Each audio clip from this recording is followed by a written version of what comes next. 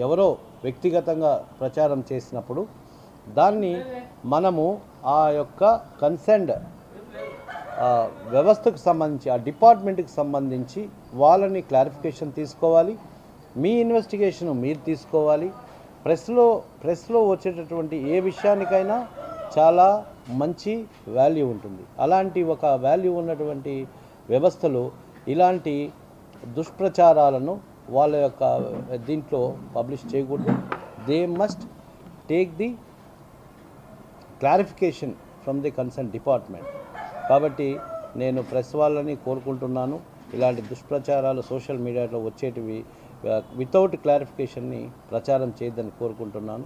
నిన్న ఒక ఆర్మీకి సంబంధించినటువంటి ఒక కంటైనర్లు వెళ్తూ ఉంటే దాన్ని డబ్బులు తీసుకొని పోతున్నారని చెప్పడము ఇది చాలా దురదృష్టకరం. కాబట్టి వన్స్ అగైన్